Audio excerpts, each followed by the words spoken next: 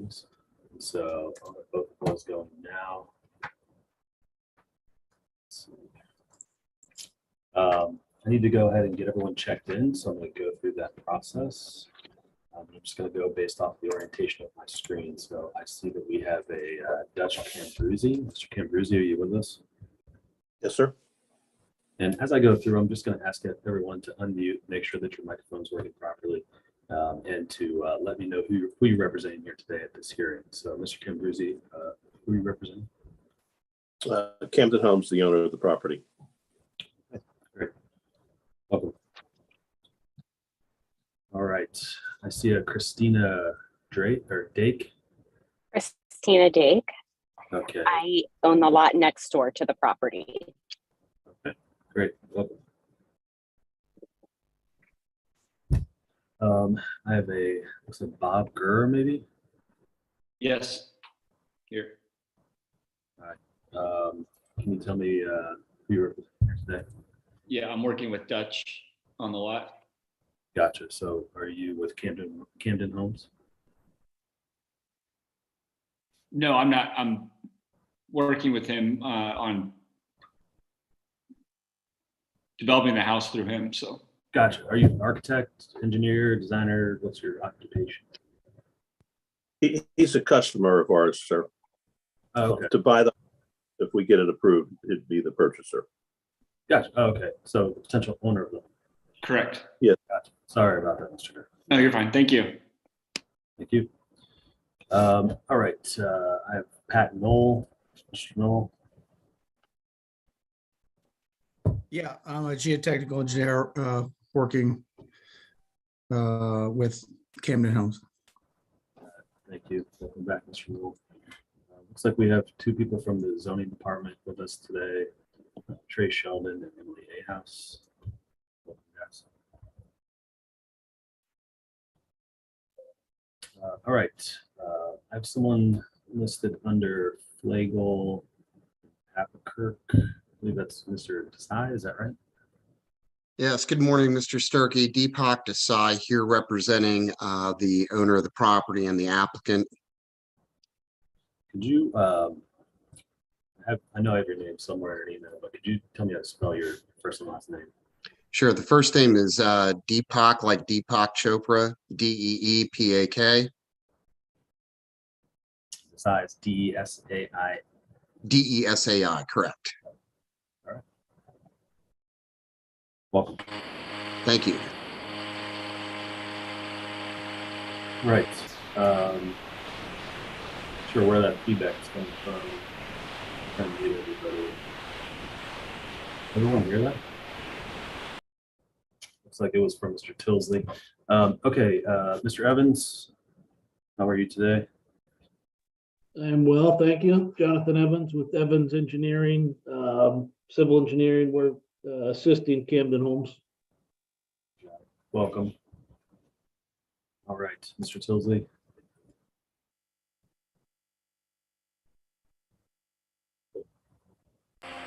Sorry about that.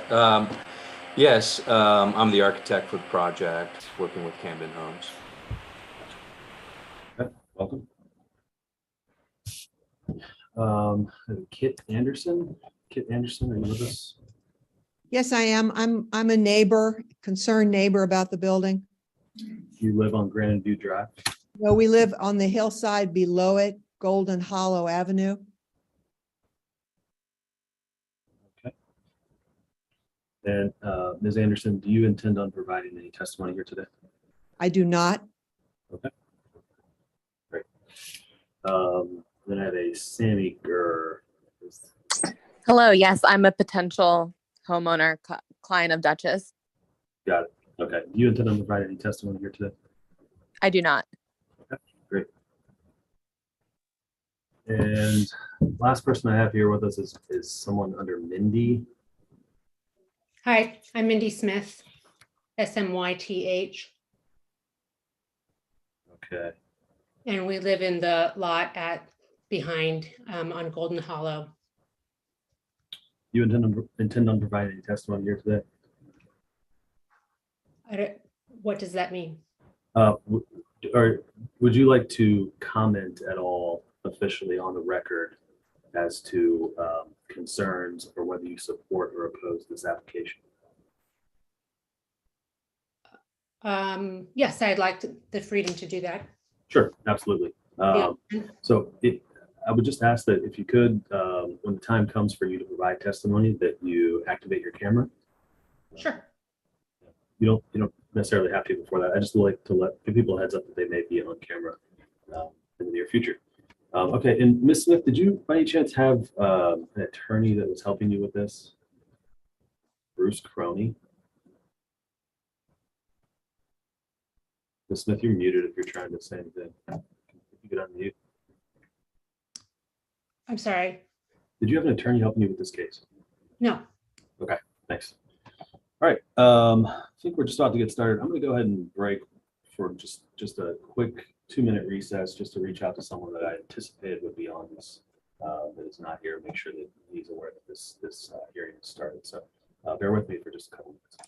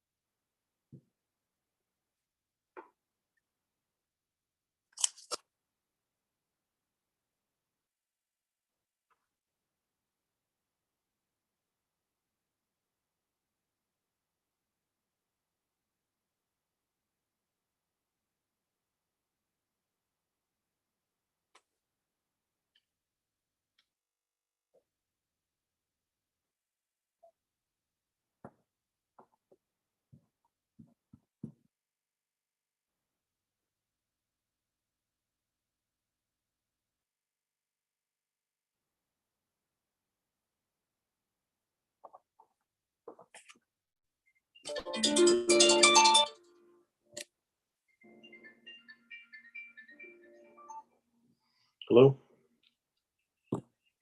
Yes. Yeah, hi. How are you? Doing well. Are you able to? Hey, Dutch, we can all hear your conversation.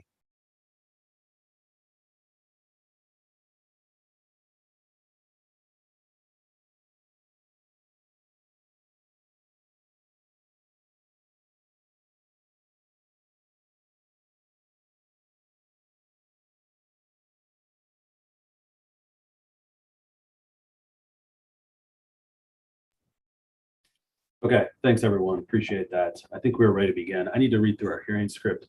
This will cover the procedure for the hearing, and then we'll jump right into it. So this is the October 5th, 2022 session of the zoning hearing examiner docket. My name is David Sturkey. I'm the zoning hearing examiner for the city of Cincinnati. I'll preside over this hearing today. The case before us today is case number ZH20220056. The purpose of this hearing is to allow applicants and the opposing parties to testify and to offer and refute evidence and testimony. This hearing will follow the rules found in the zoning code and the supplemental rules of the zoning hearing examiner.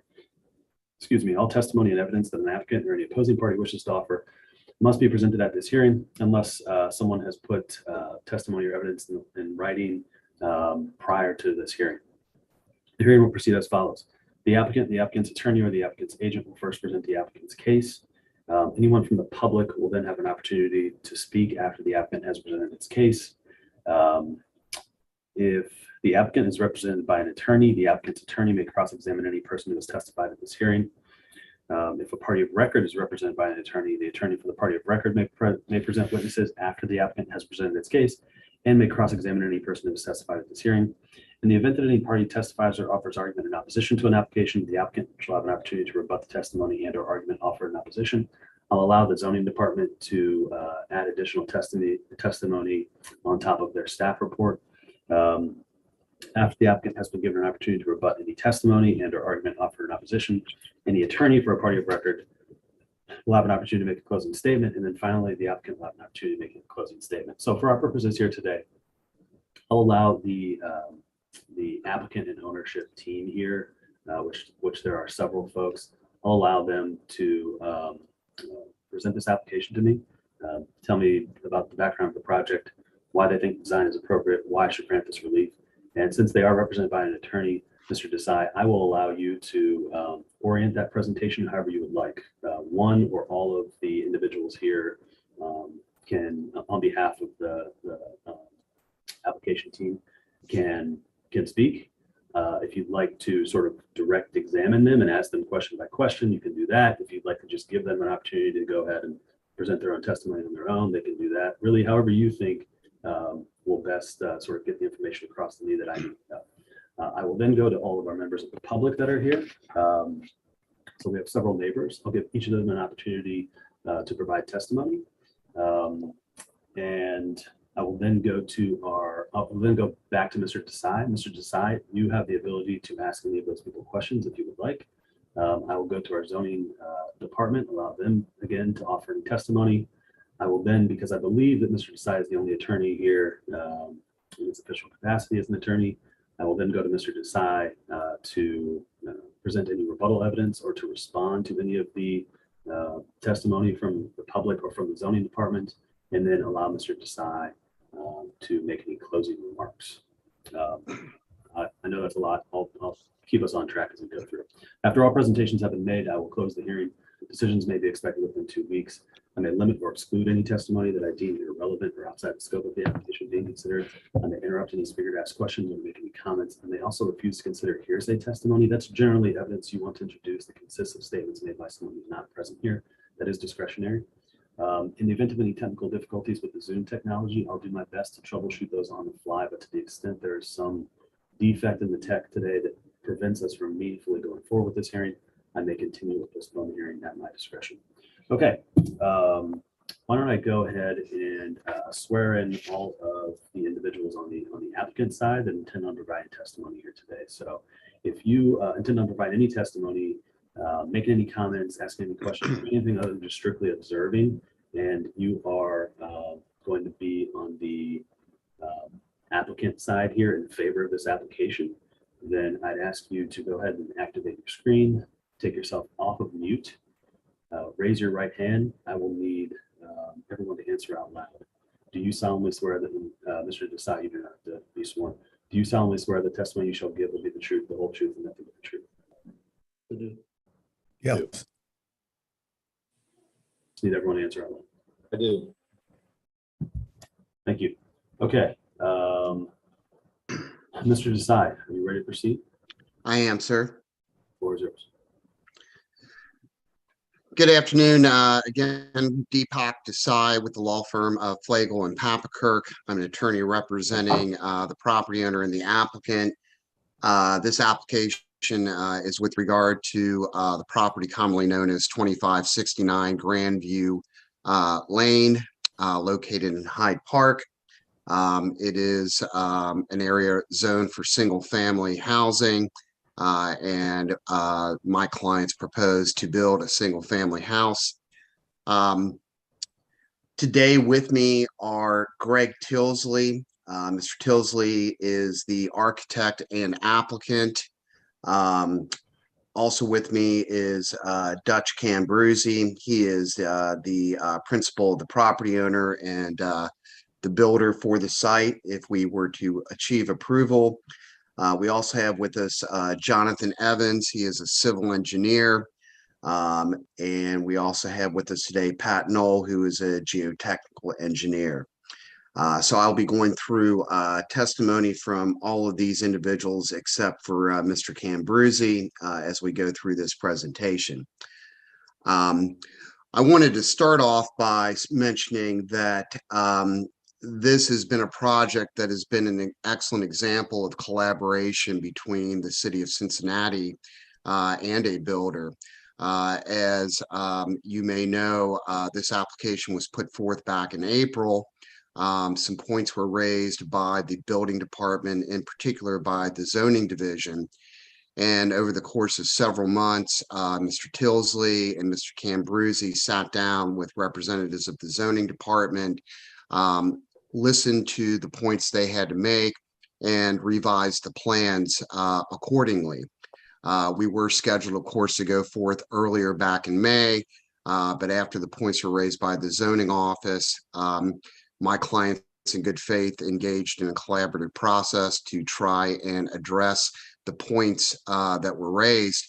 And I think, as you can see by the staff report that was issued last week and authored by Mr. Trey Sheldon, that we now have everyone in agreement that the project is indeed ready to go.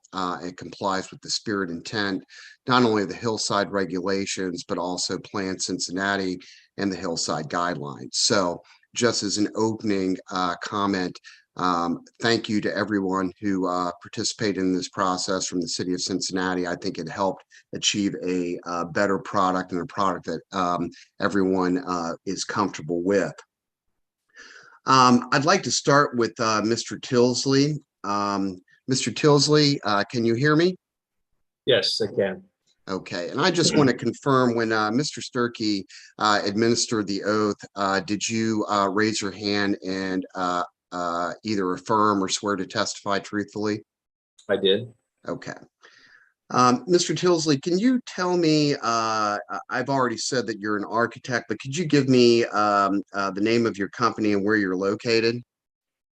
Name of the company is Tilsley and Associates Architects, and we're located at 1140 St. Gregory Street in Mount Adams. And how long have you been an architect? Trick question, 35 years. Okay. And do you hold any licenses or other credentials? Yes, licensed in 7 states, NCARB certified, past president of the AIA Cincinnati, and belong to a number of other professional associations.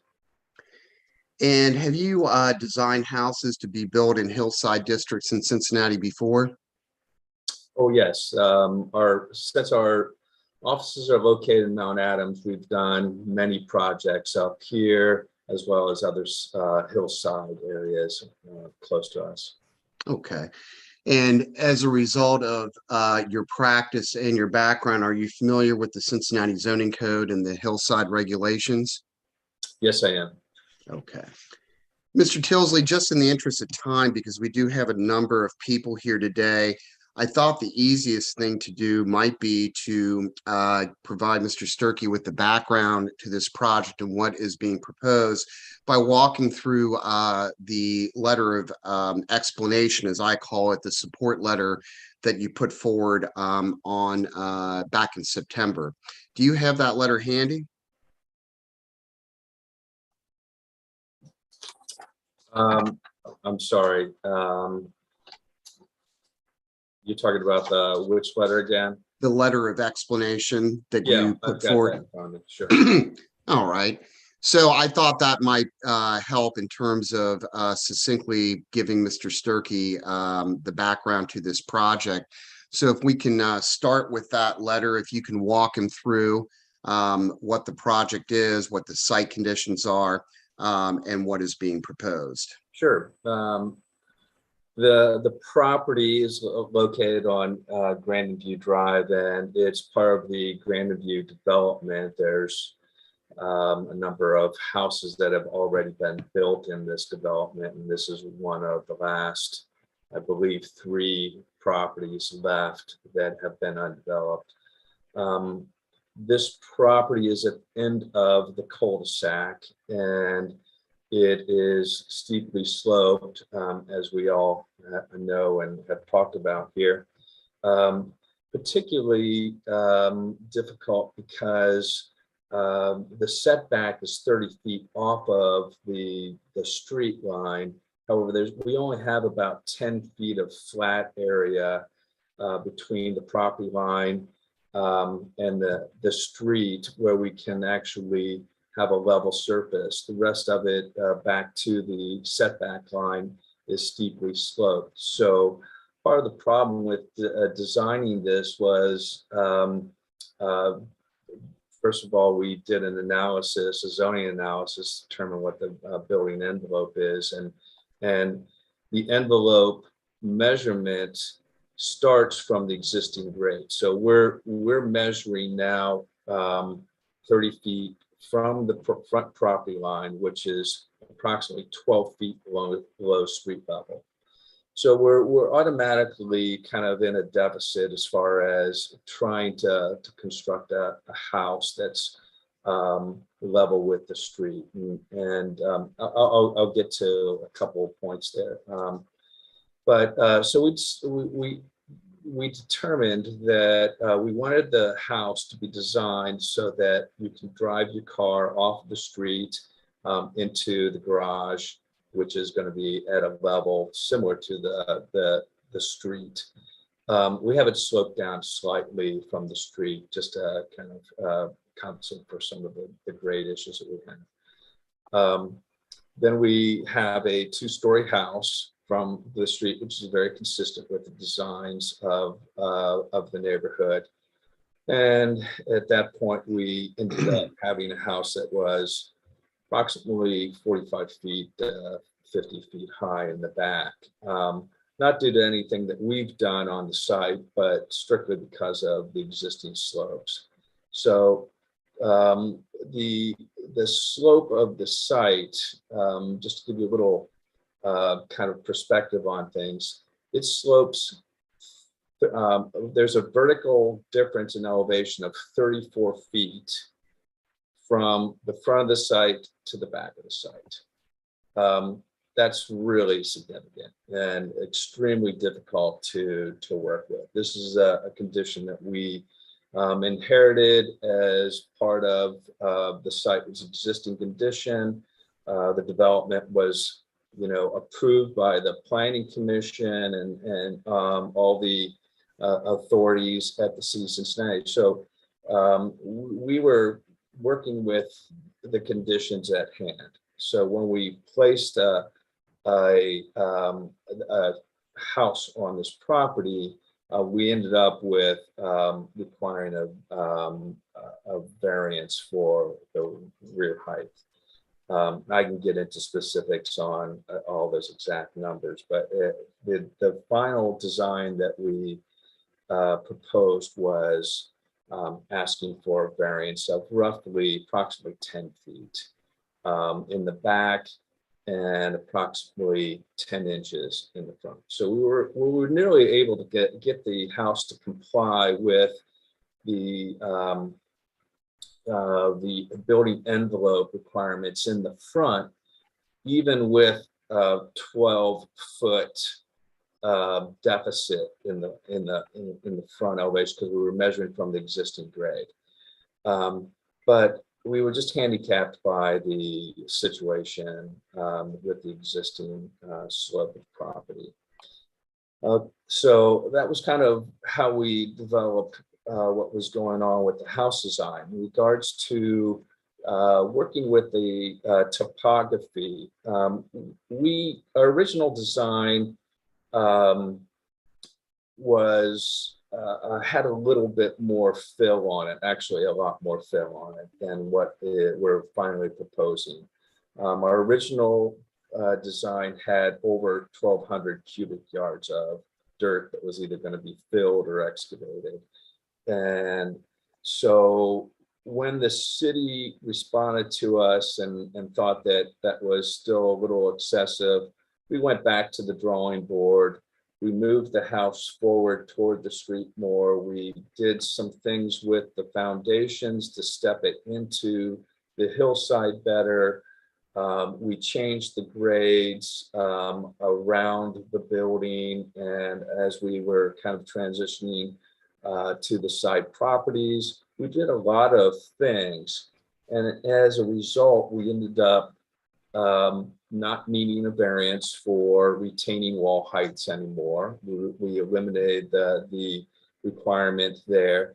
And we have cut and fill that exceeds the minimum of 8 feet, which is the limit in hillside districts. But it's really difficult to do that when you have a slope change of 34 feet from front to back. As you can see, you know, just putting a house anywhere on that site would require a variance for a cut and fill more than that. So I think we've done a good job to eliminate as much of the disturbance to the hillside as far as putting the house on the property. We've also consulted with civil engineer about how to design the house so that it kind of minimizes some stormwater issues. I think Jonathan Evans can speak to that a little bit later. And we've also tried to be as sensitive as we can to the surrounding properties so that we fit in. Regarding if we were, and this is, you know, part of our discussion with the city, if we were going to comply in a strict sense with the variance or with the Hillside District guidelines, we would be restricted to a one-story house. And a one-story house with a flat roof. And you can see on our drawings that we had submitted what the envelope would look like. Completely inconsistent with designs in the neighborhood, inconsistent with houses of this caliber, and Hyde Park, quite frankly, is mostly composed of more traditional style houses. So that is kind of the direction we went with design. So it's more traditional in flavor, has a sloped roof. We sloped the roof less than what was originally proposed back in May. So we've done a number of measures to really respond to the district guidelines. So I don't know how much you want me to get into the specifics, Deepak, but I'd be glad to answer those as you want. In the kind of in the interest of time, I could probably speak for an hour here, but I think a lot of it was covered in our explanation. And I do want to let everybody know that we've taken great care to design a house that, the foundation system will be all piered into the side of the hill, actually securing the hill and actually reinforcing it over what's actually there. But we've taken a lot of extra steps to step the foundation system, create a piered foundation, so that it has as little impact on the geology of the hillside as possible. So. Thank you, Mr. Tilsey. I'll just run through a couple of things. You were talking about the site conditions. In your opinion, does the site conditions create practical difficulties for building a house without, well, I'll leave it at that. Does the site conditions create practical difficulties for building the home that you propose? It does, yes. And I'm sorry to interrupt you, and that's due in large part to the fact that you get about 10 feet, if you will, of flat surface, and then it slopes off steeply. Correct. Yes. Okay. And if I understood your letter of explanation and what you were saying, is it fair to say that the linchpin to the design contained in your current plans is to build the house as close to the front property line as possible? Yes, obviously, the closer we are to the front property line, the less excavation we'll have. Okay. And that's what you've achieved in your current revised plans? Correct. Okay. The houses that are immediately surrounding this property at 2552, 2555, and 2558 Grandin, are they built at the street grade level, or are they built below street grade? No, they're all at street grade or higher. Okay. And so you're proposing to build a house at street grade level as well, correct? Yes, we are. Okay. What would happen if you built the house let me rephrase that. What would be the visual effect if you built the house below street grade? Well, you know, it's undesirable to begin with. Visually, it would look like it was in a bit of a hole. And then secondly, it's difficult to navigate on and off of property. So right now we have a driveway that's at about a 5% slope. And the garage is located actually below street level. So we're sloping that piece of the house down a little bit. If we go a lot steeper than that, 5%'s fine, but if we start approaching 10 to 15%, then it becomes steep and potentially dangerous in the wintertime. In fact, the city has a restriction on any roads or drives greater than 15%. And that's for emergency equipment to be able to access the property. Okay. Just a couple other questions. The revised plans, the current plans that you have submitted, is the house positioned on the site so that it's parallel to the slope and fits into the hillside? Yes, that's a common strategy used to kind of work with the topography. Okay. You make a mention in your letter of explanation. You say the revised plans provide for a small backyard that was lowered 6 feet from the basement level in order to minimize the retaining wall height. You go on to say the yard addresses the existing topography by creating a terrace level that responds to the slope. Can you explain that briefly? Yeah, we wanted to create a small backyard area that could be used by kids to, you know, get out of the house and play and so forth. Our original design had that backyard at a little bit higher level, and as a result, we were proposing a retaining wall of 10 feet or higher. That was our original proposal.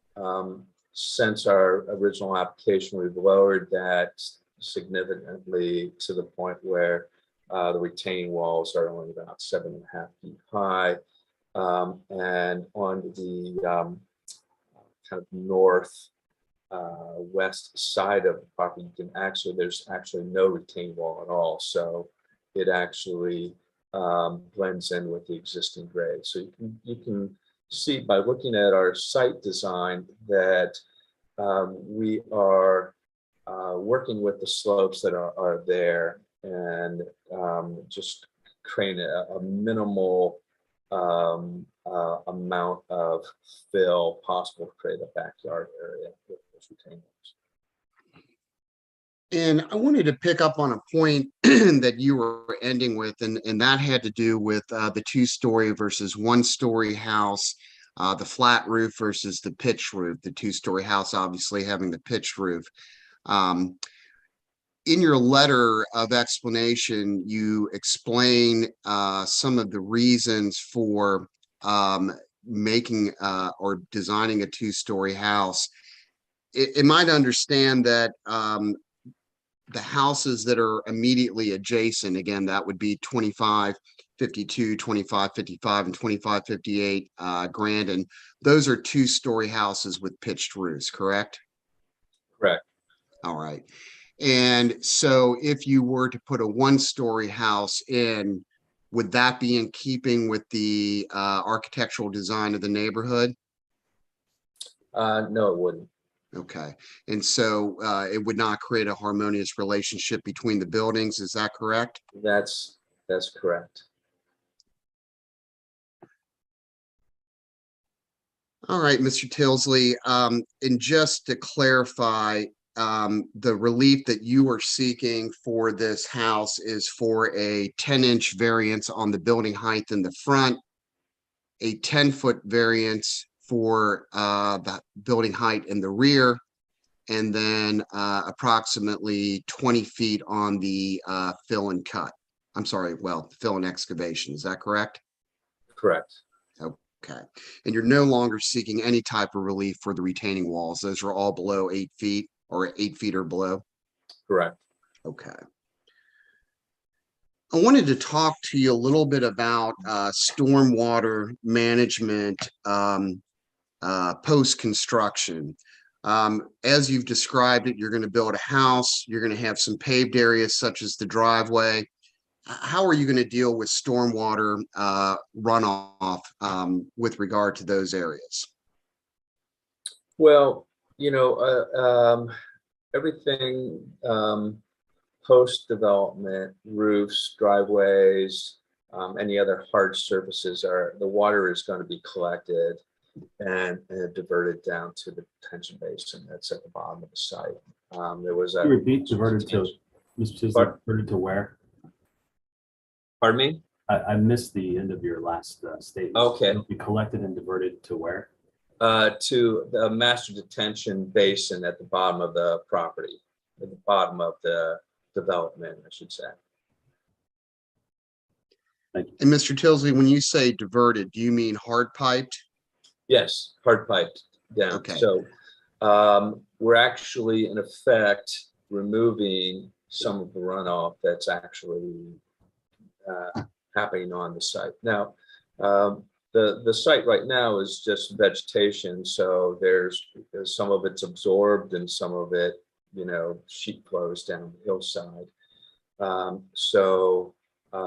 It's then being managed and diverted off to the detention basin, the swale system that's down there.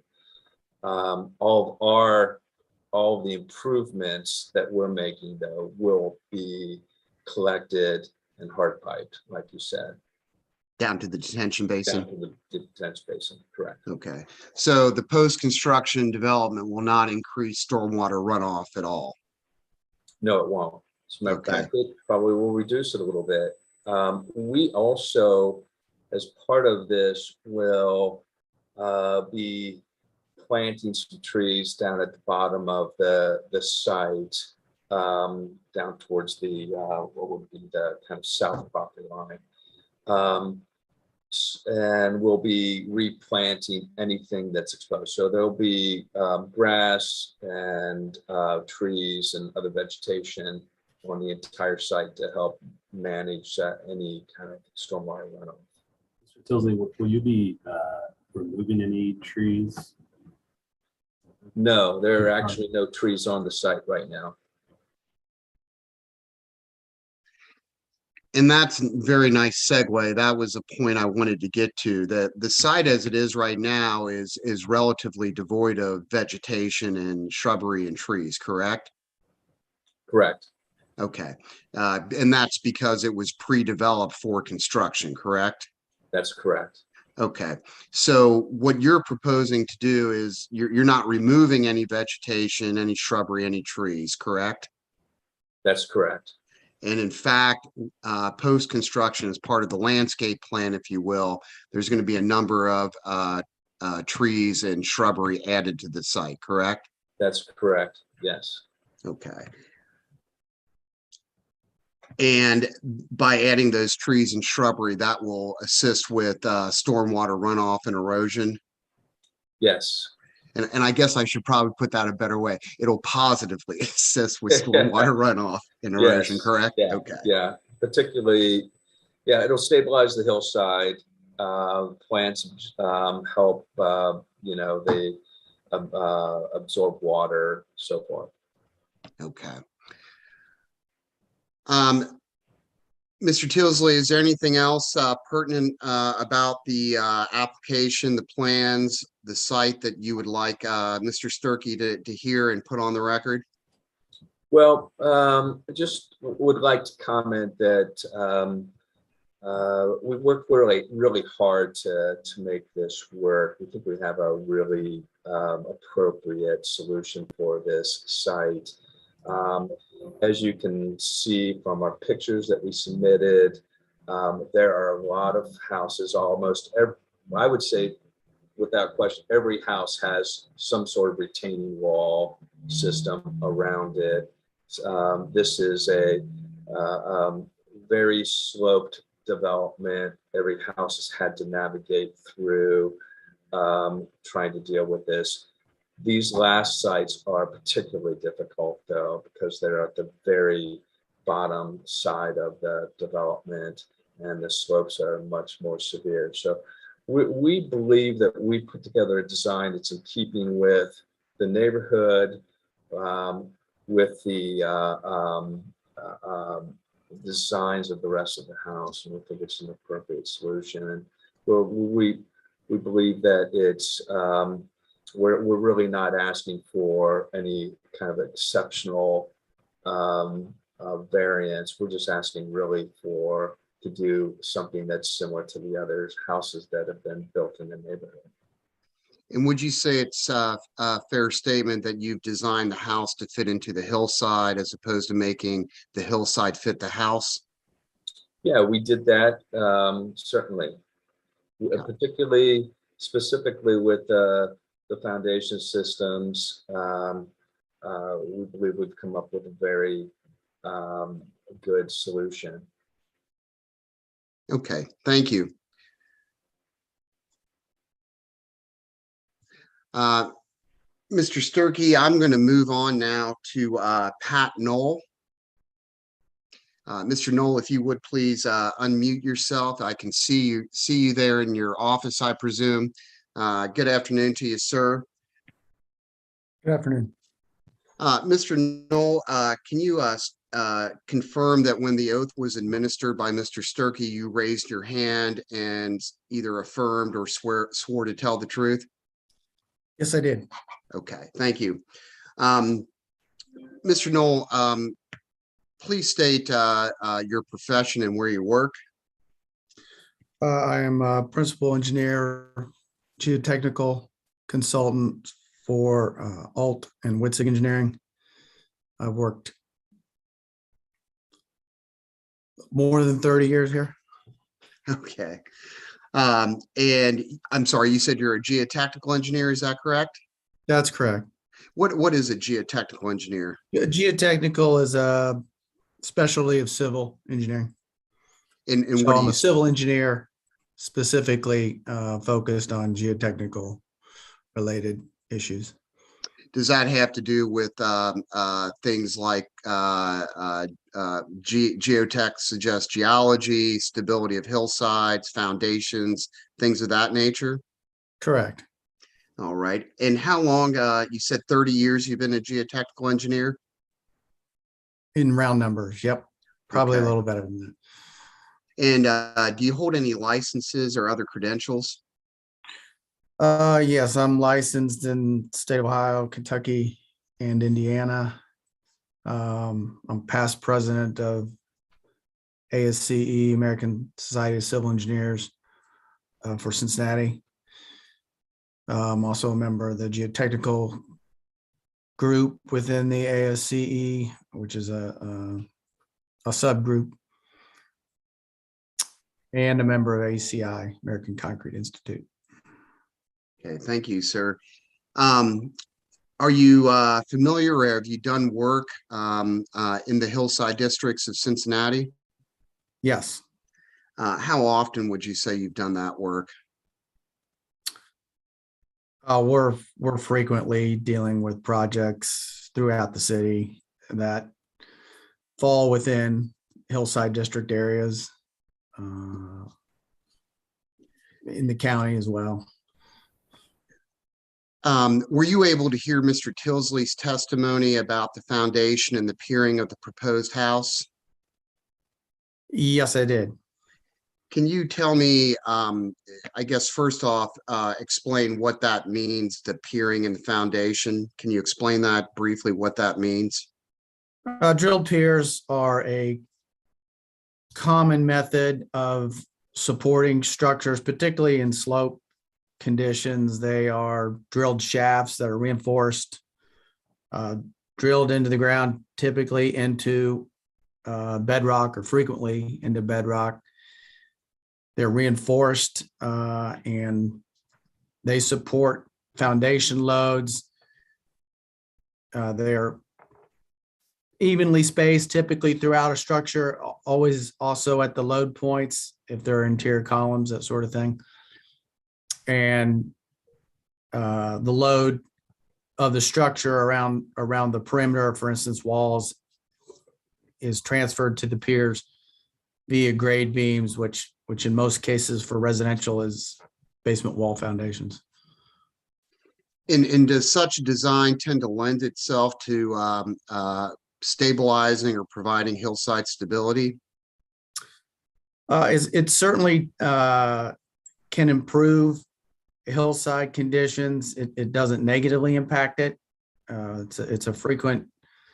Drilled piers are also frequently used to stabilize landslide movement, regardless of whether a structure is on top of it or not. Okay.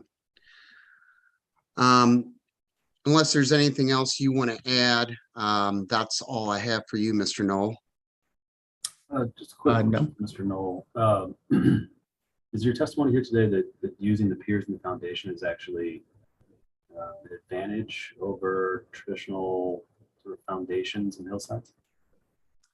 Yes, it definitely is an advantage over conventional footings, and particularly for this site. Gotcha. And that's because it stabilizes the hillside. There's less chance of any earth movement. It provides stability. It is also a more effective way, efficient way of supporting the structure. There is less disturbance. Thanks, Mr. Knoll. May I move on, Mr. Sturkey? Sure. Yeah. Next, I'd like to call Jonathan Evans.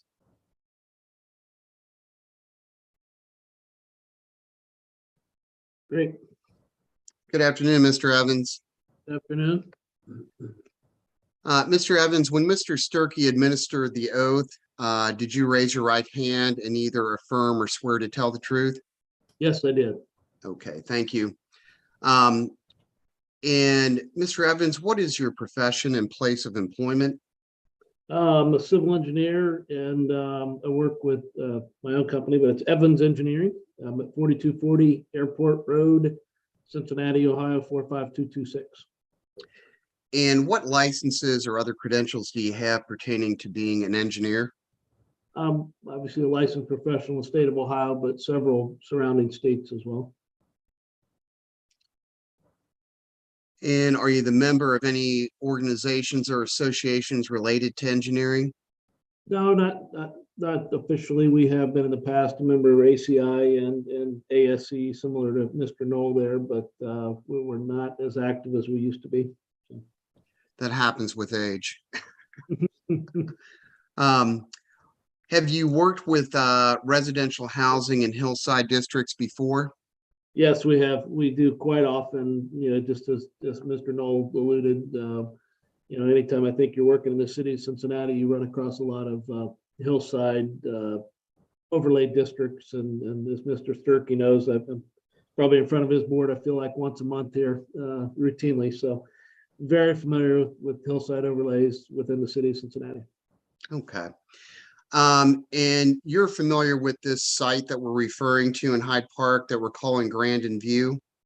Yes, we're very familiar with it. You know, our company did the original civil engineering for the developer of the property. So we did the roadway plans and development work itself. Okay. And did you also do the work regarding the detention pond that Mr. Tilsley was talking about? Yeah, we design all the stormwater, you know, all the development infrastructure, whether it be the sanitary sewers, the waters, the storm sewers, everything that's related to the Grandin View subdivision. Evans Engineering designed that work. Okay. And are you currently aware of any drainage issues, stormwater runoff issues?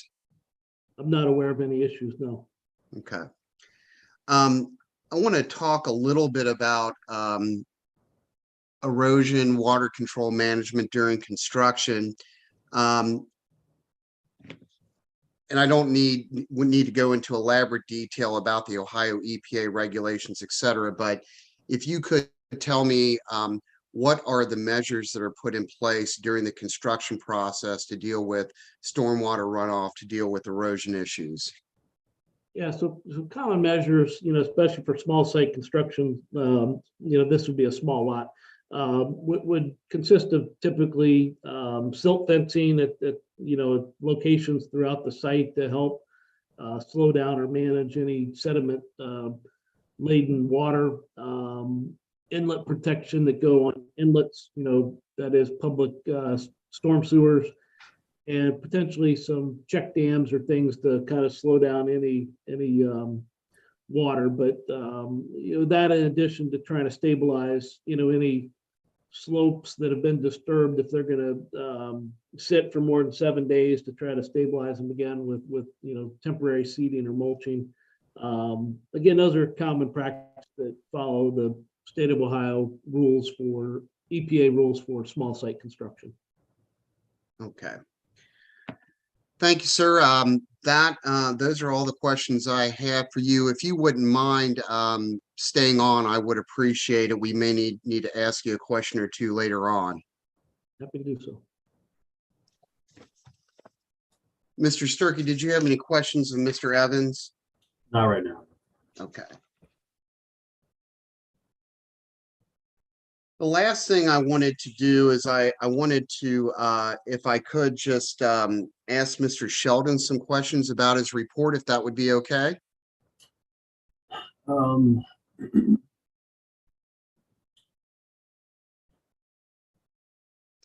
Yeah, typically, I don't allow direct examination of the zoning staff.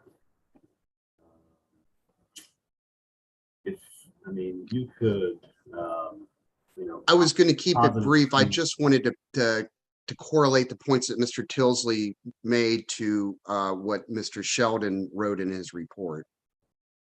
Okay. Okay, thank you. Very I'll be brief, Mr. Sturkey. Sure. Trey, do you solemnly swear the testimony you shall give will be the truth, the whole truth, nothing but the truth? I do. Good afternoon, Mr. Sheldon. Good afternoon to you. I'll be brief here. I just wanted to confirm that Mr. Tilsley said the relief that was being sought was 10 inches in the front height of the building, 10 feet in the rear height of the building, and then approximately 20 feet in the cut and fill. Is that consistent with your analysis, sir? That's correct. Okay. And I have had a chance to go through your report, and I'm sure Mr. Sturkey will walk through that in great detail, so I won't do that at this point.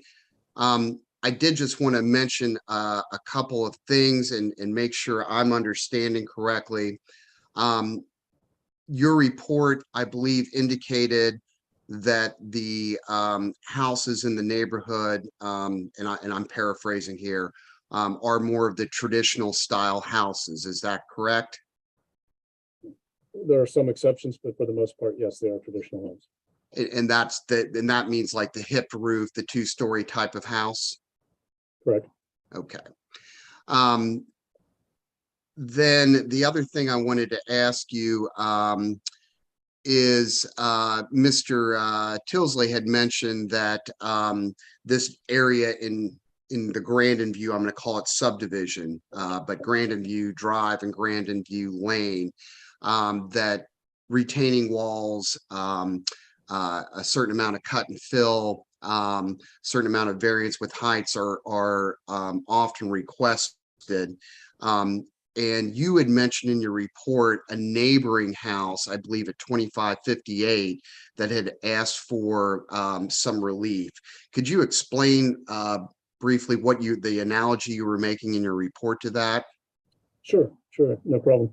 Mr. Tilsley, in response to working with zoning staff, significantly reduced the massing and the fill and so on, and retaining wall height necessary for what I'll refer to as the rear yard terrace. And it was much larger before, and with significantly more height and more cubic yards of fill. And his redesign actually wraps it into the west side of the property, such that it's really, a part of the continuation of the yard there. In other words, if you were looking westward from the east side of the property, you would see the highest extent of the wall there, which is below 8 feet. You would see the highest extent, but as it goes around to the west, it tapers until it meets grade. And the reason I brought that up in comparison to another project that I worked on and also was approved for zoning relief is that it's essentially a mirror image of that was for someone to have a pool in their yard, and also yard space, flat yard space, so that you could actually recreate with your family. And it was similar to that, just a mirror image of it, because the other one wrapped around eastward where it tapered in to meet grade. That did require relief as to height. This is a less substantial request than that was in terms of the retaining wall height, because that did not comply, whereas this does. Does that address that particular question? Very well, sir. Thank you. That's all I have, Mr. Sturkey. Thank you, Mr. Sheldon. You're welcome.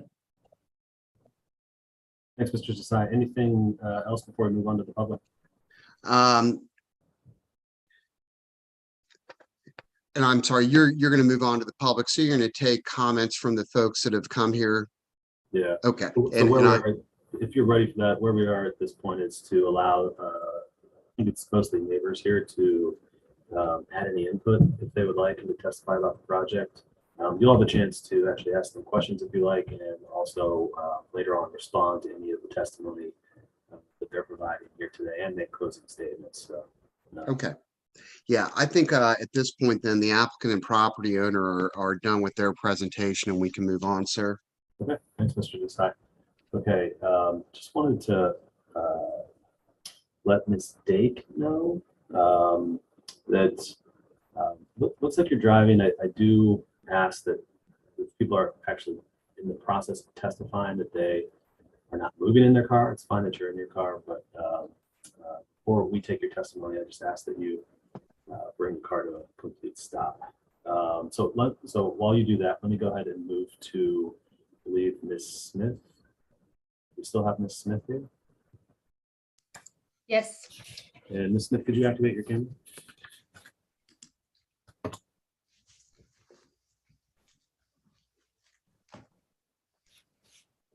Could you raise your right hand? Do you solemnly swear the testimony you shall give will be the truth, the whole truth, and nothing but the truth? I do. Great. Floor is yours. Well, I just wanted to go on the record as stating our concern as a neighbor, the considerations of the people that live behind the property, staring at a 50-foot structure. The impact that it has on the neighbors below you and not just the mansions around you. Okay. I would mention that. Anything else, Ms. Smith? Sometimes. The pond, well, it's like a pond. It's like where the water goes when it rains. It overflows probably 3 times a year. And so, that directly impacts our property here. And so I just, sounds like you got all the people around to do all the studies and all the work to say that it's not a problem, but I can tell you that I live here and it is. So. Could you tell me where exactly you are in relation to the lot here? so that's a cul-de-sac. 30. It's, well, we're 3177 Golden Hollow. Okay, got it. And so you're saying that you've experienced water runoff issues with the pond overflowing several times a year. Is that right? Yes. And you believe that this construction will contribute to that overflow in a negative way? I don't think it's going to help it. And additionally, you believe that this will impact your view from your home in a negative way as well? 1,000%. That's my prime, yes, that and the noise and any noise that comes from living there and being in your yard and being on, it just goes right down the hollow and it echoes around. So it carries very, very quickly and easily. So there's a lot of noise there, and the impact of our view in our surroundings is big. Is there anyone else there that would like to testify? I'm happy to take additional testimony. My husband is sitting right I'm here. sorry. I'm Michael, you have to testify with her. okay. I'm Michael Smith. You don't have to. I was just going to give you the opportunity to tell someone who's there. So it's completely up to you. If you'd like to, I'll just swear you in real quickly. Yeah, I mean, No, swear him. Raise No. your right hand. Do you solemnly swear that that's what you shall give will be the truth, the whole truth, and the truth? yes, I do. It's Michael Smith. Correct. Smith with a Y, S-M-Y-T-H. Go ahead, Mr. Smith. Yeah, I mean, just to kind of reiterate what Mindy said, whenever there's a significant rainfall, not just from the retention pond, but from the development, there are little runoff channels that go into a city system, but it floods into our yard. It puts our yard underwater probably four times a year. And we could not, I mean, our view could not be more impacted by this property. When we bought this house 3 years ago, one of the selling points was with people who told us that there would be no construction behind us, that it was done. I mean,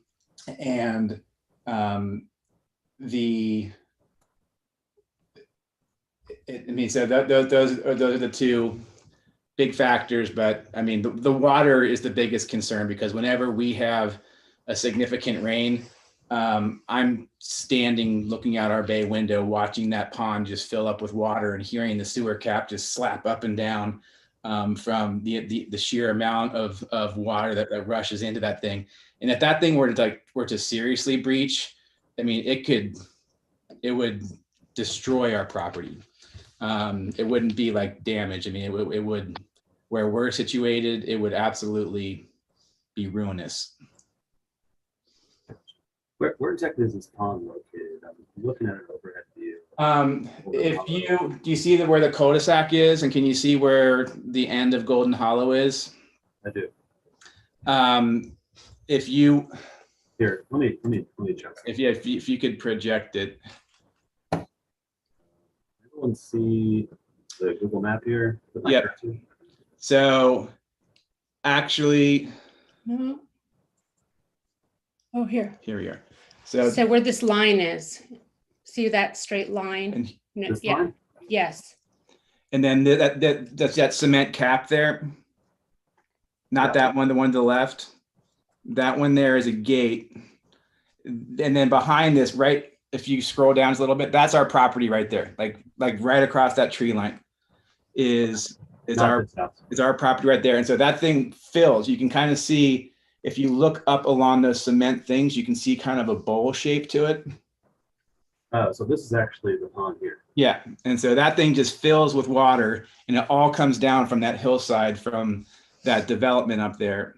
Some of it comes from the upper left part of it, but also kind of along this fence line. If you see the fence line over here, yep, there's water channels that run down there that feed into not even like a developed creek system that runs into if you see, scroll down a little bit, Bottom right. Sorry.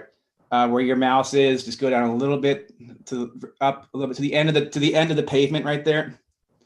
Right behind there's a drainage system, kind of behind those grasses. So it kind of runs along the backside of our property. Yeah, behind those grasses there, you can see the fence behind it. There's a drainage system back there, and if you went directly due straight back from there through those trees, that would be where that pond is, and then our property is to the left. Yeah. Okay.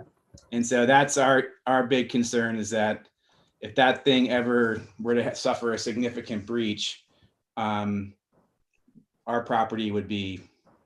And there's 3 or 4 inches of water when it really gets rushing, going straight from there down Golden Hollow. We're standing out in our driveway watching things float away. So Garbage cans float away. yeah. So, I mean, those are our water concerns we've expressed. We're just making our objections known that and that's all we're here to share. Thank you both for being here and thank you for your testimony. Okay, looks like mistake had stopped. Appreciate that. Thank you very much. Let me go ahead and swear you in. If you raise your right hand, do you solemnly swear that this testimony shall be able to give the truth, the whole truth, nothing but the truth? Yeah. Okay, what would you like to tell us?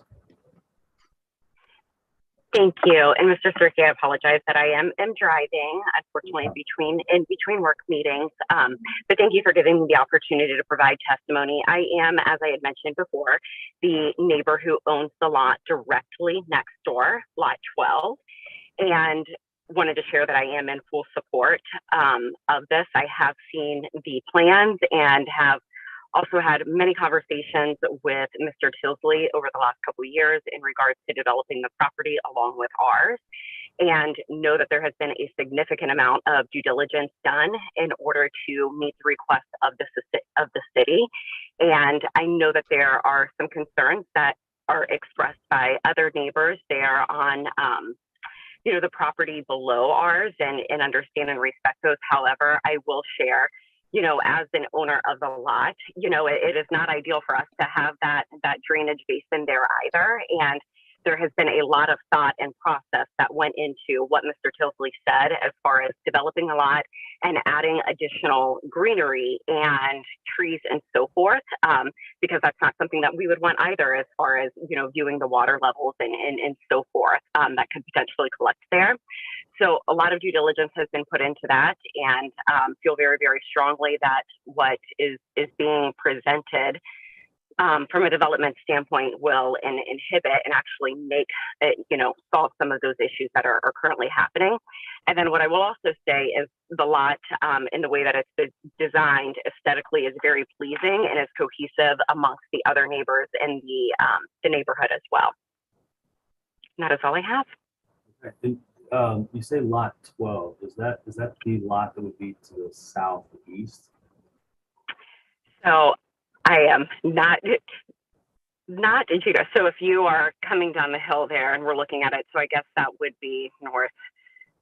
So that would be, I guess, depending on how you're looking at it. I'm not great with geography, clearly. No problem. I can. Mr. Tilsley, he could probably answer that better than I. Mr. Tilsley, go ahead. Is it the lot to the southeast that's yet to be developed? Yes, it is. Okay. It would be. Yeah. Okay. Got it. All right. Anything else, Ms. State? That is all. Thank you for the opportunity again. Thank you for your testimony. Appreciate it. Okay. I wanted to see if Ms. Anderson wanted to provide any testimony. I know she said she was just observing, but I saw her camera come on earlier. Ms. Anderson, if you'd like to testify, I can give you that opportunity. Yeah, just briefly, if I may. Sure. Just raise your right hand for me. Do you solemnly swear the testimony you shall give will be the truth, the whole truth, nothing but the truth? Yes, I do. Thank you. Okay, go ahead. I would just like to echo the testimony offered by Mindy and Michael. We live directly across the street from them, so we don't have the immediate impact that they're anticipating. But having lived here for 7 or 8 years, we have seen what can only be described as the disastrous development of that hillside. And we have been here during more than one flood, after being reassured by the city and others that the detention pond was secure and more than adequate for the needs of the anticipated drainage. And as Mindy, I think, said, despite all the technical reinforcements and the due diligence that I'm sure all your professionals have done, stuff happens, and it happens more and more these days. And that rain comes down and it comes into the street. The adjacent informal stream, one of which runs alongside our property, fills. It's quite a threatening situation. And that, in addition to the aesthetic mess, is just something I wanted to go on register for. We've been bringing this to the attention of the city for years and years since that whole hillside was developed, and it continues to be a possible threat and a challenge to all of us that live nearby. Okay. Anything else, Ms. Anderson? No, that's enough. Thank you. Okay, thank you for being here. Thank you for your testimony. I believe that's all the members of the public that we have here. Please someone unmute if I missed you. But otherwise, I think we'll move on to the zoning department if they would like to add any testimony in addition to the staff report for this. Trey or Emily? The one comment I have that was the most significant sort of difference between a couple of differences between the originally proposed project and the revisions submitted by Mr. Tilsley. For one, moving it forward, and I did some comparative. I showed some comparative examples for you and for of course for the public too. But comparative examples of what the designs look like, mostly from a side elevation standpoint, and I think they're more illustrative than any words could be as to how they employed the piers, especially the one that's furthest to the north. If you were to compare the images, for example, images in figure 6 and 7 versus the image in figure 9, which is the current proposal, you can really see the difference that this makes. It enabled all of the retaining walls to shrink substantially. Now, see, that's the original. That figure 6 is showing what all this, the massing of this looked like and all the fill. And this is showing the retaining walls there. Yep. And then if you go down to, figure 9, you can see how reduced all of those are. And there's a pier toward the front of the, sorry, my phone keeps ringing. I'm trying to mute the speaker. Anyhow, you can see that northward pier on that same image, the figure 9, right down a little closer, right there. When you compare that to the other one, you can really see how the stepping was done to minimize the fill.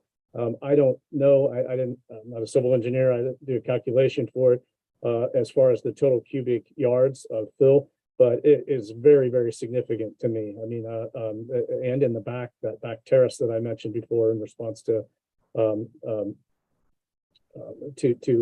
direct examination, that is much reduced, as you can see as well. So I think that's important because the way the hillside's calculated, the way we calculate the cumulative excavation and fill, it would appear at first glance that a difference between 23 feet, which was the previous request, and 20 feet isn't substantial. But it really is when you look at the stepping that was employed here. It much better meets the hillside development guidelines and the hillside standards, and also volumetrically in terms of fill. I mean, it was very significant. And as I repeated, I mean, they lowered the garage as well, which reduced the necessity for a large retaining wall on that side of the property as well. And that came into compliance as well.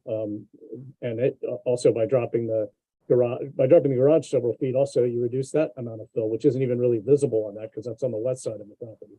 But all in all, it was a very substantial reduction in that. And really for me and for zoning in general, it came down to kind of I've said a tug of war sort of between having to drop this thing further into the hillside and create more excavation versus allowing it to be up closer toward the grade of the street. And from there, it was, an aesthetic choice and prevalent with the neighborhood to have a traditional home. My only point here was that had it been a very modern house, perhaps they could have only needed a reduced amount of relief as to height by kind of stepping or having a flat roof. But clearly, it's only 10 inches at the front of the midpoint of the roof is only 10 inches above the required 35 feet. So those were just some highlights of what I saw the changes that were brought to bear. I know Mr. Tilsley decreased the roof pitch. I don't think he mentioned the exact changes he did, but the roof pitch was much greater before David. It was a much higher slope of roof, and he did bring all of those pitches down and the hipping and so on. Was able to reduce that. So those are just some of the highlights of what I observed as the substantial differences between the initial project and the revisions that were created in response to input from zoning staff. Thanks, Trey. Appreciate your work on the staff report.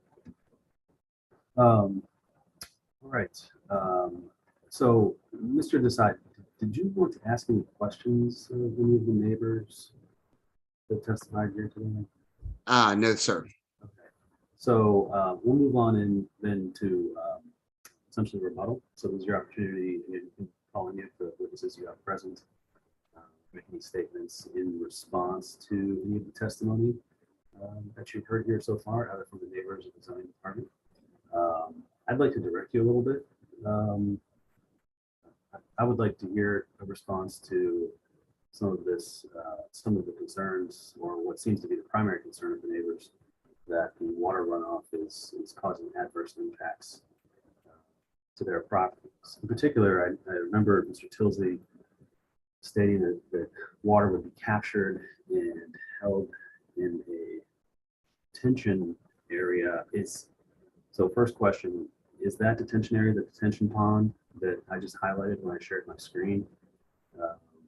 And if not, what is it? If so, it appears that that detention pond may have some inadequacies. So just again, in general, if you could address those questions, I'd appreciate it. And then anything else you'd like to.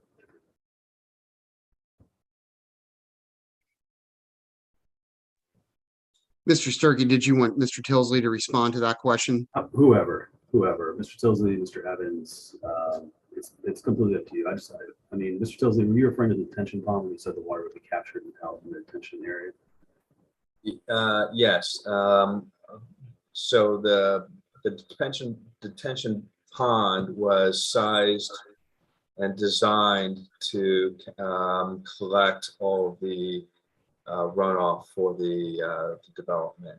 So I was aware of one incident during the construction of the property. I don't think that the development was complete yet, and all the streets were in. Jonathan can probably speak to that. I was not aware of any subsequent issues with the detention basin, so that is a bit new to me. Certainly, we do not want to create any problems that will create water issues. That's not something that we would take lightly. So I think maybe Jonathan can speak to the design of the system and kind of explain that in more detail. Sure. Mr. Evans, are you there? Yes, I'm there. Yeah, and more specifically, if I could just ask, if I approve the application, why will that not contribute to the problems that the neighbors on Golden Hollow are experiencing? Does that make sense? Yes, it makes sense. Just as Mr. Tilsley noted, I was not personally aware of or have never heard of any issues in that drainage course, since when it was under construction back in 2016. The project was designed to meet the standards of MSD and SMU was reviewed, approved, accepted by the city as such. Construction of the house that Camden Homes is proposing is consistent with what was designed there. That is a single-family residential house that will have stormwater management that ties into the public storm sewer system. All I'll add was that, that is the pond designed for this, but there's a very large drainage course that's upstream of this development that's always run down through here. During the development, and I think the Smiths might have noted that the city has been aware of perhaps inadequacies of the storm sewer within the Golden Hollow corridor. The development group could not control the system that was in Golden Hollow. So I guess my point is the construction is consistent with what it was designed for. The biggest thing I noted or I heard that both Mrs. Anderson and the Smith said, and I don't know if you could go back to the aerial view you had, I heard both of them mention that there's a large amount of water or streams that come down that are on the right side of that detention pond. And I want to make sure it's very clear to you, Mr. Sturkey, that that is not a part of this development.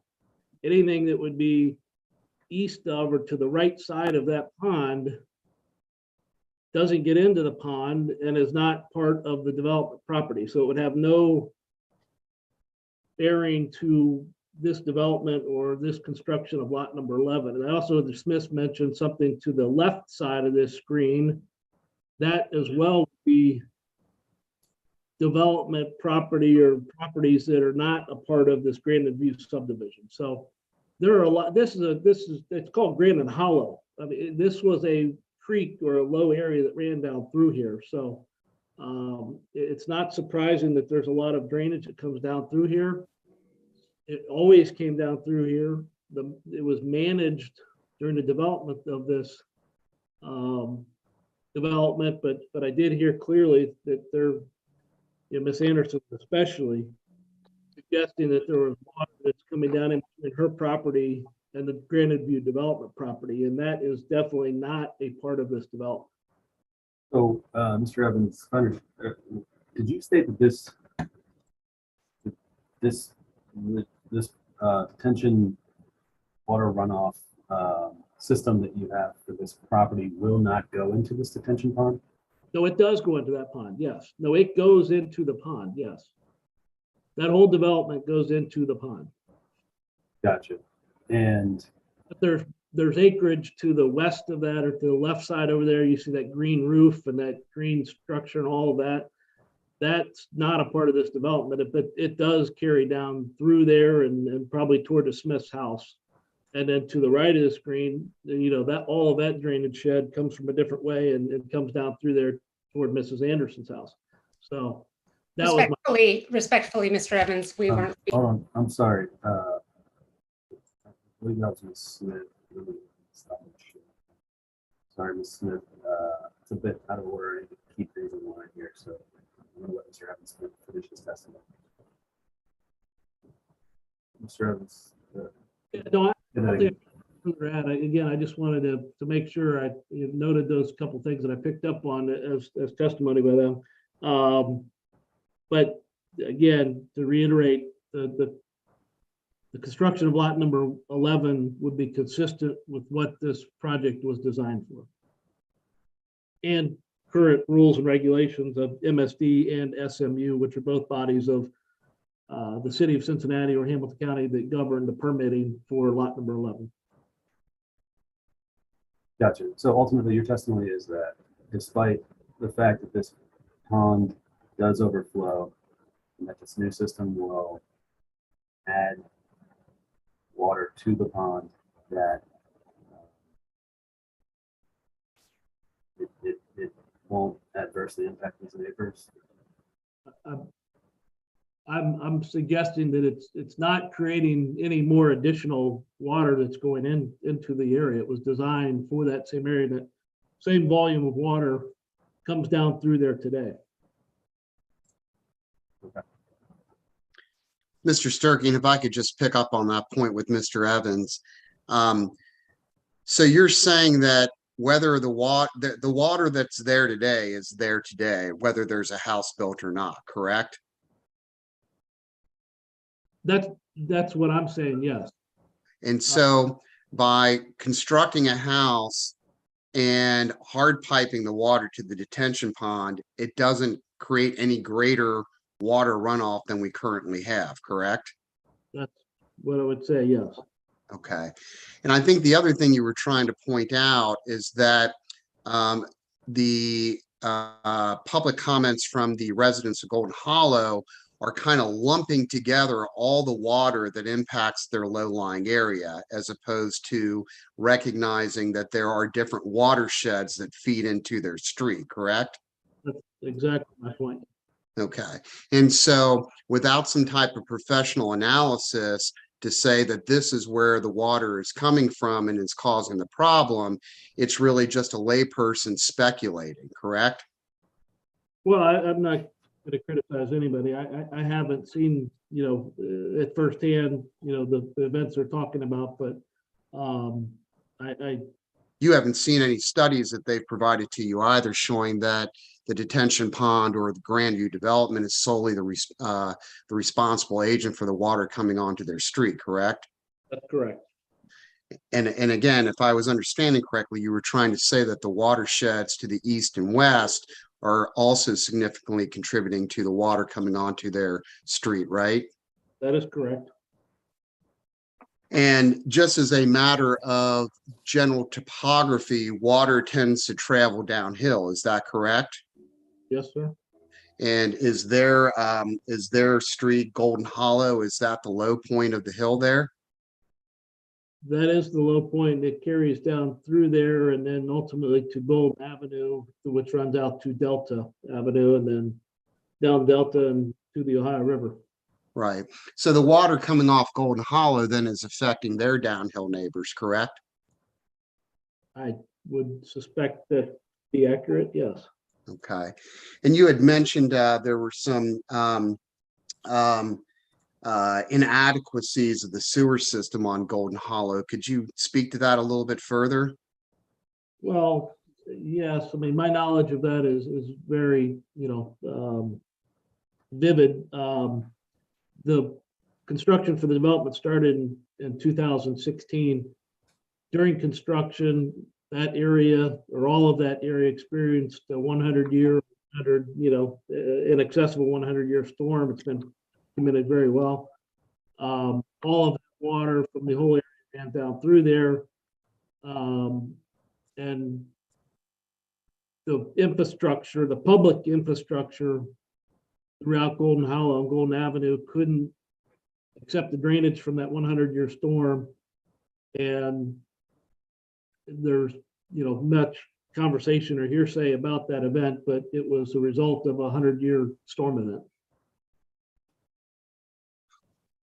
All right. Thank you, sir.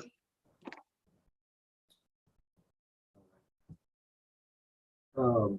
Desai, just for the sake of sort of openness here with the public, I do want to give Ms. Smith a brief opportunity here. Ms. Smith, if you're still there, I cut you off earlier. I wanted to give Mr. Evans an opportunity to finish. I'd like to briefly respond to what he said, and I'll give you that opportunity right now. Well, I'd just like to state that we didn't imply that anything was coming from the Nyers property on the left. So I just wanted to clarify that statement because that was not what we were talking about at all. And of course, we don't have a study done. And we don't have people doing studies on anything. So we're just here to state our objections. And I'm sure that it won't matter, but At least I spoke out. And I apologize, but I have another meeting that I need to go to. Do you need me for anything else? I just have one quick question of Ms. Smith, Mr. Sturkey. Ms. Smith, are you aware that an application was put forth to build a pool on a property next to the subject lot at 2558 Grandin View? Yep. Okay, and did you and your husband file an objection to that as well? We got a notification to attend to the hearing, but it was postponed. This is the hearing that was postponed. Did you guys file a letter objecting to the pool going in at 2558 Grandin View? File, define file. I sent an email to a judge who was having a hearing, but I think it was about this case, not that case. So Okay. what's the point of your question? It's a simple question, Ms. Smith. Are Did you trying to did you file an objection? I believe she said she did not. I think the answer is no. Okay. Ms. Smith, I assure you that your testimony, the testimony of all neighbors and adjacent property owners does matter. I do consider it, regardless of the ultimate decision that I make or the outcome. I consider testimony from neighbors and property owners extremely valuable because you do offer a unique opinion that I can't replicate in any other way. So I appreciate you being here. I appreciate it, and I do think that what we're dealing with is the effect of some decisions that were made 5 or 6 years ago that we don't agree with, and so it's just a continuation of bad decisions made around the development. So everything that we're talking about today, whether they're smart people putting things in the hillside and with Piers and things, I'm sure it's viable, but this is just the ripple effect of just bad unpopular decisions to put 12 or 16 houses on one lot and rip out the forest. So that's what it is. That's all I have to say, but I'm sorry, I'm 5 minutes late to my meeting for work. Have a good day. Thank you. Okay, All right, Mr. Desai, thank you for letting me, Ms. Smith, to give one more word there. Mr. Desai, is there any other witnesses you want to call in rebuttal? No. Okay. So we'll go ahead and move to any closing remarks. Mr. Desai? Sure. So if we can just kind of go back to the top, we have a site here in Hyde Park that was approved by the Planning Commission for single family residential development 5 or 6 years ago. That lot has been substantially developed with a handful of remaining lots left to be built upon. The property owner and architect originally put forth plans that were sent to the building department and reviewed by the zoning division. They then worked with the zoning division to address points raised about the zoning code, but in particularly about the hillside regulations. That was a several-month process. This began back in April and culminated with a revised set of plans put forth in September of this year after a collaborative effort, several meetings with the zoning division, and several revisions to the plan.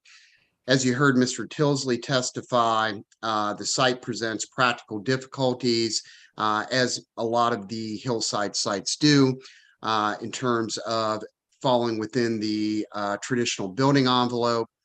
The way the house was designed was to be in keeping with the architectural design and character of the neighborhood, which is a 2-story pitched roof house. The relief sought, which is as to front and rear height, it's only 10 inches on the front, so it is not a significant amount. And because of the slope and the fact that the house is built into the hillside and stepped into the slope, although the rear height variance sought is 10 feet, that's not visible from the grade at the street. Mr. Sheldon's depiction in his staff report of what you're actually going to see from the street is accurate. You're not going to see that additional height in the back. Now, I know that there was a statement by the neighbors that they don't want to see a building in their backyard. We see that a lot. You get that a lot in the hillside districts where people buy property and quite frankly believe they have some type of inherent right to a view. As you know, if you want to buy a view easement, you can. If you want to take other steps, like was done with the Kearney Street Public View Corridor, you can do that as well. But absent that, you don't have just an inalienable right to be able to look out your window and say this view can never be disturbed, even though I don't own the property. I think more importantly, from a practical standpoint, two things. First off, they're already looking at houses when they step out into their backyard. So this is nothing new. It's not like they have a virgin forest back there. Second, as Mr. Tilsley pointed out, he is going to be putting in, or he has put forth in the landscape design, the plantation of trees and vegetation that will provide a screening effect. Mr. Sturkey, you were the zoning hearing examiner at the 2558 application for the pool. This was the same argument put forth by the Smize and Andersons regarding the pool, that they didn't want to hear the noise, they didn't want to have to see the pool. And as was provided, the testimony that was provided there is basically the same that we're providing here, is that there's going to be a fair amount of screening put in terms of vegetation and trees. Again, I don't think downhill property owners have a right to insist upon a view from their backyard on property they don't own, but just in a measured approach to this, the reality is the builders are putting in this vegetation, they're putting in the trees that provide a screening against both the view objection and also the noise objection from the owners. The other relief that was requested in the application was for cut and fill. It really goes more towards fill than it really does cut. I think Mr. Sheldon during his testimony did a nice job of explaining that any house that's going to be built on this site is going to require some of that if you're going to comply with the guidelines especially. But that what Mr. Tilsley has proposed, what the revised plans show, is a request for relief that is far less than the original request put forth back in April, but more importantly is a request that is reasonable within the terms of trying to build a house that meets the Hillside guidelines and the spirit and intent of the regulations. And he, I think, also emphasized that there's some similarities, again, between the same house that I was talking about with the pool, 2558 Grandin view, as with what is being requested in this application. And so we do have some precedent from the city regarding the request that's being made. I did want to address some of the other issues as well, and that is I think one of the things that you'd want to note about the objections that are being raised is these objections are dated from back in May. And I'm referring to the written objections that were filed under the public correspondence subfile in the case file. These were filed back in May and really are dealing with old plans. So they're somewhat stale from that standpoint. I think if you look at Kit Anderson and Stephen, and I hope I'm pronouncing this correctly, Shannessey's objection, they make it clear that they're generally opposed to any development on the hillside. If you look at the fourth paragraph of their letter, the last sentence, they specifically come out and say that. And again, this is a site that was approved by the Planning Commission 5 or 6 years ago. they refer in their complaint about flooding and drainage issues. They appear to mix in some stuff that has been remedied as testified to by Mr. Evans. There was a time period when the site was first, if you will, prepared for building, where the hill was exposed. And then you had that monstrous rainstorm that he was referring to. And so you had, if you'll pardon the pun, a perfect storm where you had that type of torrential drainage issue. But since that time, all the measures that you've heard about have been put in, which are not just, of course, the detention pond, but also the water channels that were put in as part of the development of the site for future building. Also, in that same objection letter, they state in the 4th paragraph that it's going to negatively impact hillside stability. You know, that statement's just patently incorrect. Even in the staff report that was issued back in May and authored by Mr., and I hope I'm pronouncing it right, Munsell, he specifically stated in there that the construction of a home would stabilize the hill, would help stabilize the hill. And as you've heard from Mr. Knoll today, with the type of drill piering that's being used, that typically is going to provide better hill stability and certainly isn't going to negatively impact it. With regard to the SMIs and the letter that they sent in, the objection they sent in, again, I would just point out that the objection is dated May 16, 2022, which were the original plans. They're not the plans that are currently in place. And, you know, for example, in item 3 of their letter, they talk about the retaining wall, and we're not asking for any relief from the retaining walls under the revised design. So some of their objection is not only stale, but it's also somewhat moot. They also talk about not wanting a house built next to theirs because they don't want to see the house. Again, the original design had the house built further down the hill. The current design has moved the house further up the hill, if you will. So again, that is somewhat moot. I am a little concerned about the statements the SMIs made. You can tell they were very hostile. I was asking a very simple question of Ms. Smythe. Did you file an objection to the pool being built at 2558? And you also noticed that when she jumped on Mr. Evans as he was testifying. The concern comes from separating emotions from objectivity. You know, as Mr. Evans was testifying, there are a lot of watersheds that are impacting their property. And to some extent, they should have known that when you build at a low point of a hill, all water is going to run down that way. They seem to be generally opposed to the development. I think some of the statements she said at the end were to the effect of ripping out the forest. The development never should have been done in the first place. You know, you can tell that there are just generally do not desire to have any development around them. Mr. Smythe said that they purchased the house based on the representation of the seller that there was nothing going to be built there. Again, you know, those are representations that are not things that a normal homeowner would rely upon in purchasing the property, because that's not the type of thing that they can control.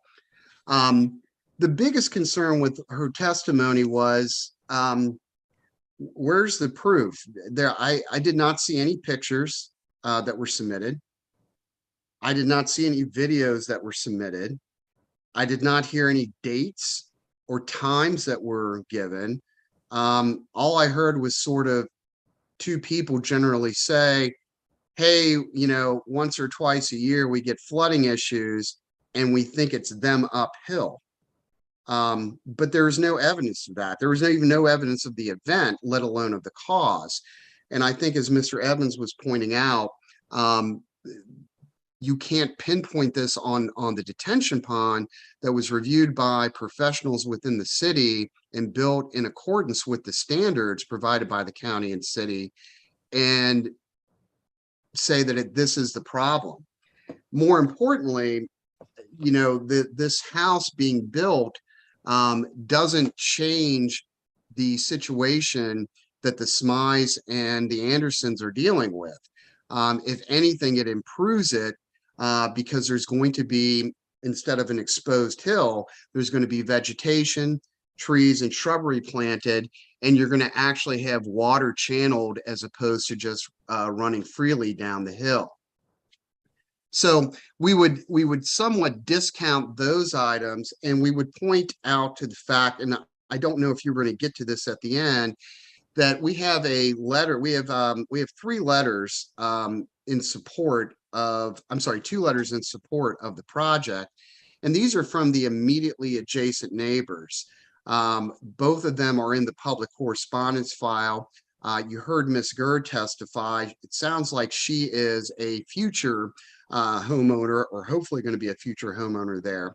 But you also have in the file a piece of correspondence from, if I'm pronouncing it right, Rakesh Ram, who currently lives in the neighborhood and has a house in the neighborhood.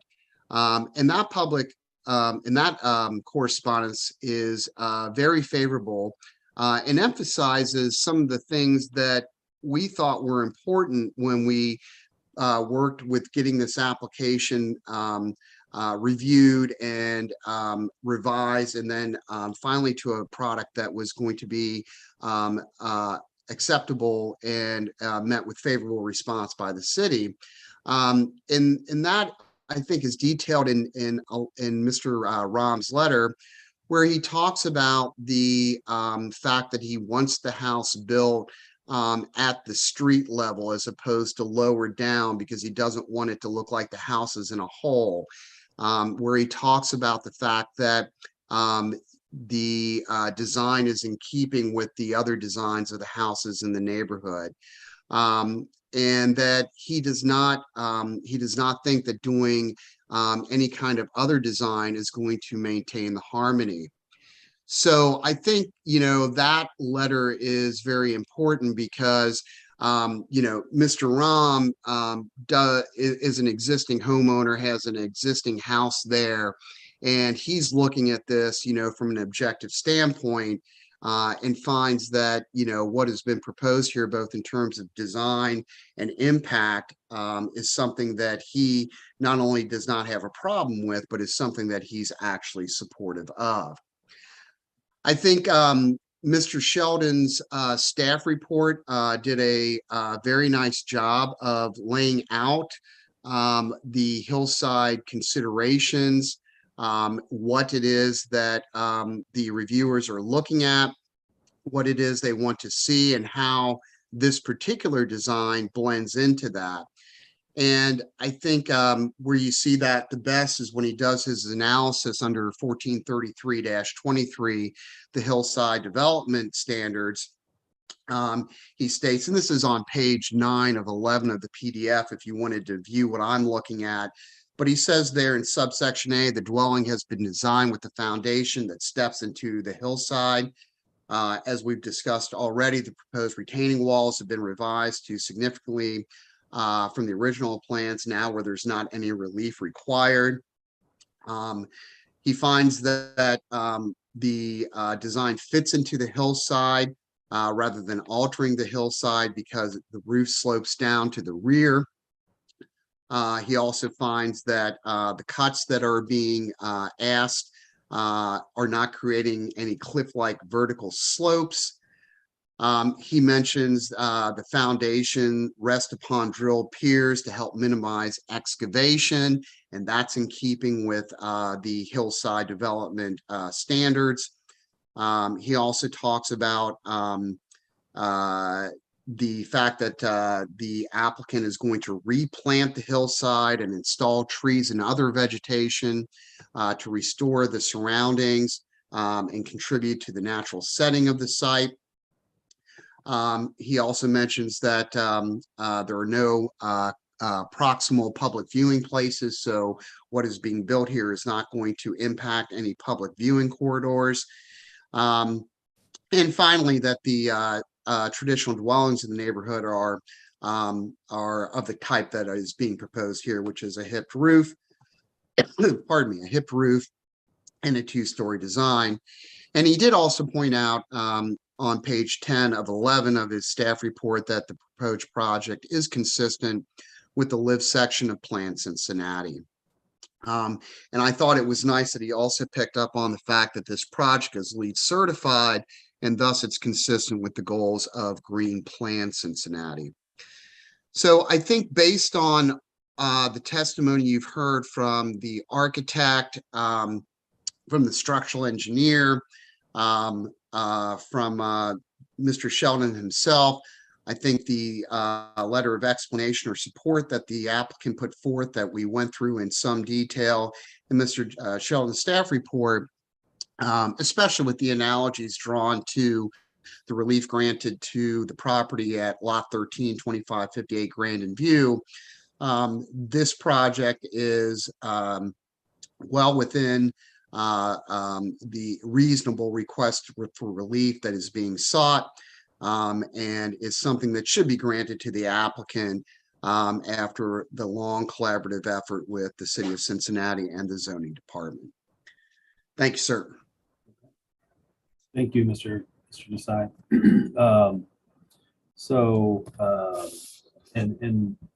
Mr. Desai, thanks for your thorough and professional presentation today.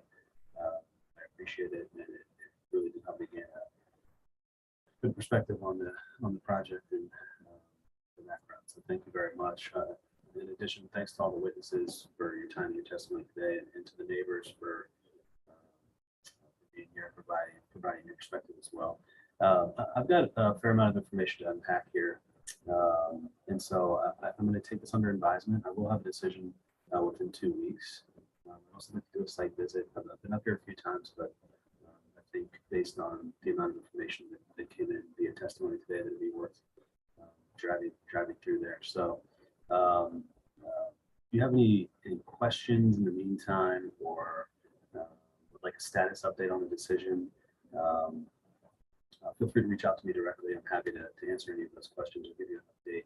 What I do after I finish these decisions is I put them into a PDF and I email them to everybody who's in the hearing here today. So you all will have a copy of it really just moments after it's complete. I think that's all that I have for now. So again, thanks to everyone for the time and testimony here today. Unless there are any other questions, I think we'll adjourn. In fact, let me also just say I can't take any additional testimony. So if there's anything that you want to tell me that's substantive about this actual application, that's cut off now. So I can't really accept that. If I do receive any information like that, or any testimony, or any additional feedback from anyone, I won't be able to include it in my decision. So the questions should mainly just relate to procedural steps going forward. Other than that, I think that's it. We are adjourned.